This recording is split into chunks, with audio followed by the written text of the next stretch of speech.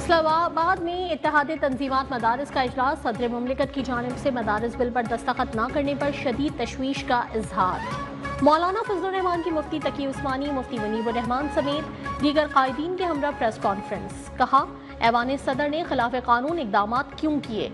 सदर आसिफ अली जरदारी से कोई झगड़ा नहीं, वो भाई हैं। मदारिस बिल एक्ट बन चुका है, गेजेट नोटिफिकेशन किया जाए। हुकूमत ने कोई तरमीम करनी है तो मुशावरत की जा सकती है। हमारा पैगाम वहां तक पहुंच चुका होगा। मनफी गुफ्तगू नहीं करना चाहते, तहम्मुल के साथ मसले को हल करना चाहते हैं, वरना मैदान भी होगा और हम भी होंगे।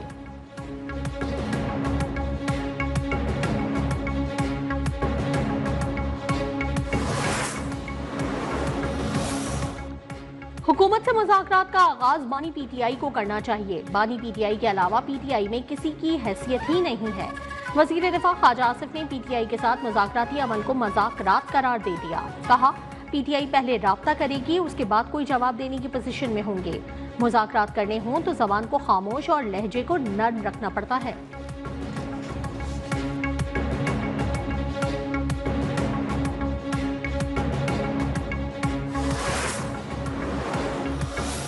देखो, वो तो खान साहब की काले ओवरसीज के, वो हमारे पाकिस्तानियों का इस तरह तो नहीं है। वो पहले फेज में वो ओवरसीज ही के लिए है। सिविल नाफरमानी की कॉल वापस नहीं ली है। बानी की किसी भी कॉल की पीटीआई पार्लिमानी कमेटी और अवाम मुकम्मल हिमायत करेंगे। चेयरमैन तहरीक इंसाफ बैरिस्टर गौहर की मीडिया से गुफ्तगू। शौकत यूसुफजई कहते हैं कि अगर मुज़ाकराती कमेटी ना बनती तो तहरीक शुरू हो जाती। मुज़ाकरात ना हुए तो शायद बयानी पीटीआई की तरफ से किसी लाहे अमल का ऐलान हो जाए। साहबजादा हामिद रजा ने कहा, पहले कहा गया कि मुज़ाकरात नहीं करना चाहते। बानी पीटीआई ने मुज़ाकरात के लिए कमेटी बनाई तो फिर कहा गया कि माइनस बानी मुज़ाकरात किए जाएं। बानी पीटीआई के बगैर मुज़ाकरात नहीं करेंगे।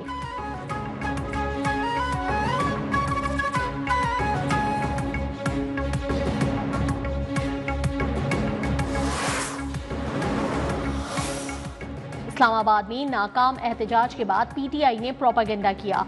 कुरम में लाशें पड़ी थी और इस्लामाबाद में लश्कर कशी की जा रही थी। वजीर इत्तलात अता तादर का कौमी असम्बली में इजहार ख्याल। बोले, पीटीआई रहनुमाओं के बयानात में तजाद है। पीटीआई दौर में पीआईए के साथ खिलवाड़ किया गया।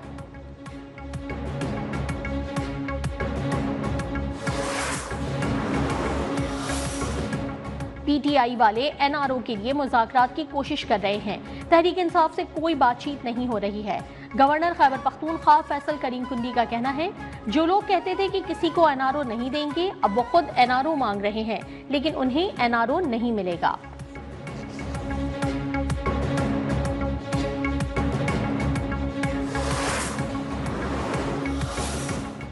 पीटीआई से बातचीत समेत जमहूरी मामलात को जमहूरी तरीके से ही सरअंजाम दिया जाएगा। सेनेटर फैसल वावडा का कहना है कि सबसे पहले पाकिस्तान, सियासी मामलात बाद में। आने वाले दिनों में वजीर आजम और बिलावल भुट्टो की मुलाकात होते देख रहा हूँ। मौलाना साहब का मसला भी हल होगा। उम्मीद करता हूँ कि मेरी कोशिशें रायगा नहीं जाएंगी। सियासी जमातें जिम्मेदारी का मुजाहरा करेंगी।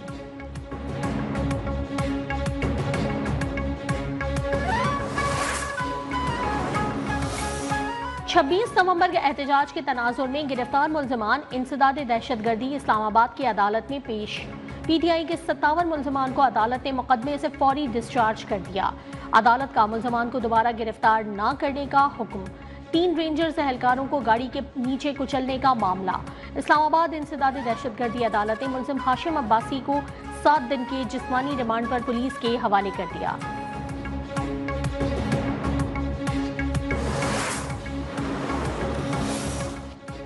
कौमी असम्बली में डिजिटल पाकिस्तान का बिल पेश। बिल के मकासद में पायदार तरक्की को तेज करने और अवामी खदमात की फराहमी को फरोग देना शामिल। बेहतर शफाफियत और मौसर तरीके से गवर्नेंस को जदीद बनाने की कोशिश भी बिल के मकासद में शामिल। बिल के जरिए नेशनल डिजिटल कमीशन और पाकिस्तान डिजिटल अथॉरिटी कायम की जाएगी। बिल का एक संग बुनियाद नेशनल डिजिटल मास्टर प्लान है, जो डिजिटल इकदाम को दुरुस्त समत में लाने और बेहतर बनाने के लिए है। वजीर मुमलिकत शेजा फातिमा ख्वाजा ने बिल पेश किया। बिल मजीद गौर के लिए मुतालिका कायमा कमेटी को भिजवा दिया गया।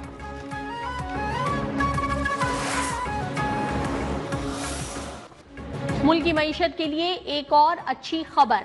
शरह सूद में मुसलसल 5वीं मरतबा कमी, 2% मजीद कम होकर 13% पर आ गई। स्टेट बैंक ने नई मॉनेटरी पॉलिसी का ऐलान कर दिया।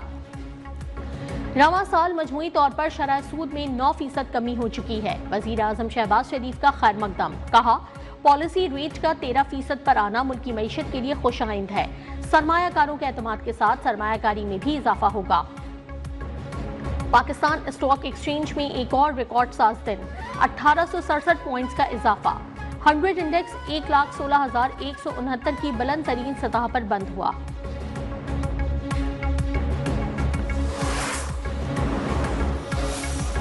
कौमी असम्बली इजलास में इंटरनेट की सुस्त रवि के खिलाफ तवज्जो दिलाओ नोटिस पर हुकूमत की जानिब से दिलचस्प जवाब। पार्लिमानी सेक्रेटरी साजिद मेहदी ने कहा, इस वक्त हम 3G और 4G पर चल रहे हैं। जब 5G लॉन्च हो जाएगा तो इंटरनेट की रफ्तार का मसला हल हो जाएगा। अगले साल तक 5G लॉन्च हो जाएगा। जब तक 5G नहीं आ जाता इंटरनेट का मसला रहेगा।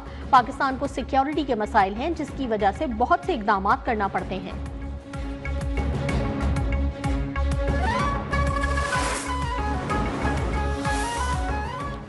अरकान पंजाब असम्बली की तनख्वाह 76,000 से बढ़ाकर 4 लाख कर दी गई। बिल की मंजूरी के बाद सूबाई वज़रा की तनख्वाह 1 लाख से बढ़ाकर 9,60,000 कर दी जाएगी। स्पीकर पंजाब असम्बली की तनख्वाह 1,25,000 से बढ़ाकर 9,50,000 कर दी जाएगी। डिप्टी स्पीकर पंजाब असम्बली की तनख्वाह 1,20,000 से बढ़ाकर 7,75,000 होगी।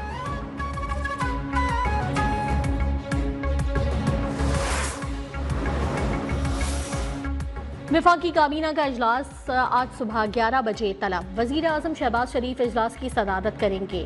मुल्क की सियासी माशी सूरत हाल का जायजा लिया जाएगा। वफाकी काबीना ECC के फैसलों की तौसीक करेगी।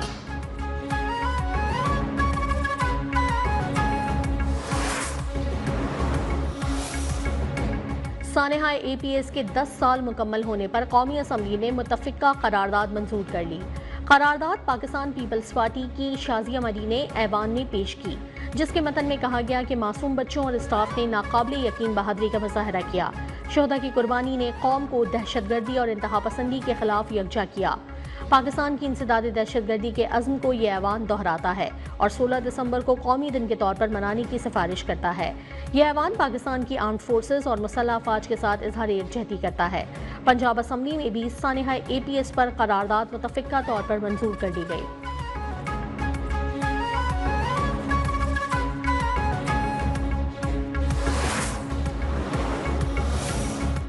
अदालती इस्लाहात से मुतालिक इजलास। चीफ जस्टिस शाहिया अफरीदी का कहना था, इस्लाहात अदालती निज़ाम में तब्दीली लाने के लिए हैं। इस्लाहात सुप्रीम कोर्ट से लेकर मातहत अदालतों तक नाफिज की जाएंगी।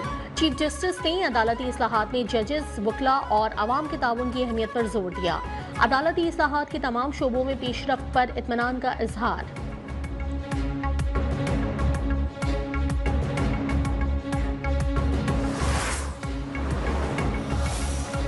वज़ीर आज़म शहबाज शरीफ 18 दिसंबर से मिस्र का सरकारी दौरा करेंगे।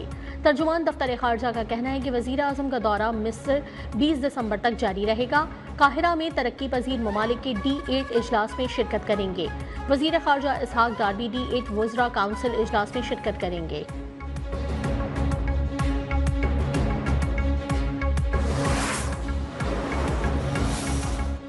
यूनान कश्ती हादसे में जाँ बहक पाकिस्तानियों की तादाद 4 हो गई। तर्जुमान दफ्तर खारजा के मुताबिक तादाद यूनानी हुक्काम की जानिब से जारी मालूमात के मुताबिक है। एथेंस में हमारा मिशन यूनानी हुक्काम के साथ राबते में है। मिशन जिंदा बचने वालों को सहूलियात फराहम कर रहे हैं।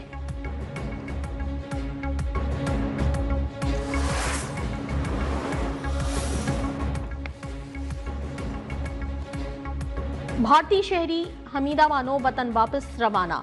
सफारती जराये के मुताबिक हमीदा बानो को तवीलुल उम्री पर इंसानी हमदर्दी के तहत वाघा अटारी सरहद से वापस भेजा गया। हमीदा बानो ने 2002 में भारत छोड़ा था। भारतीय एजेंट ने दुबई में खानसामा की नौकरी का वादा करके दुबई के बजाय उन्हें पाकिस्तान पहुंचा दिया था।